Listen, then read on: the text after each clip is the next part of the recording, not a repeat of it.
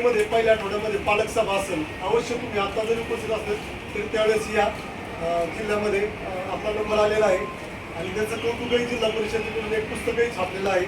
त्याचा कार्यक्रम सुद्धा झालेला आहे आणि त्या कार्यक्रमाचे फोटो पण आपण आता बॅनर लावलाय खाली बाहेर मोठा बॅनर लावला आपण तो.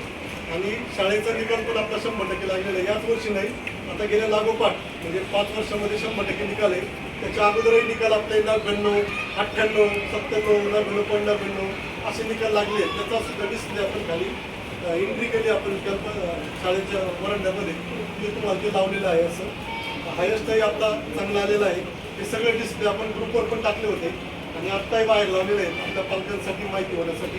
तर खूप छान ॲक्टिव्हिटी मुलांसाठी. सगळ्यात महत्त्वाचं इन्फ्रास्ट्रक्चर जे असतं, इमारत वगैरे किंवा शाळेच्या बस असू द्या किंवा बाहेरचा कॅम्पस, याच्यासोबतच याला तर ते पहिल्यापासूनच म्हणजे खूप मोठमोठ्या अशा शाळा आहेत, जुन्या शाळा की ज्यांना इमारती नाही, पण इथं पहिलं चोंडे सरांनी पहिली बांधली, ती इमारत बांधली आणि मग शाळा चालू केली आणि ती चालू आहे चांगल्या गुणवत्तेने.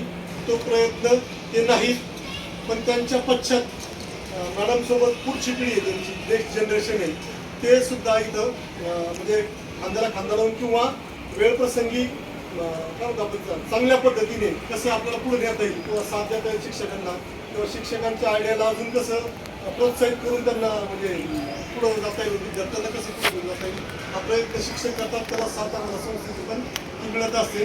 म्हणून छोटे छोटे उपक्रम असतात, ते प्रत्येक उपक्रमाच्या मी साखळी शिवून कला करतो.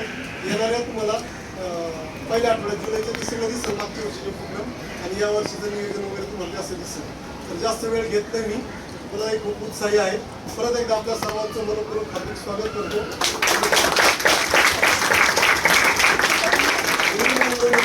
मॅडमचा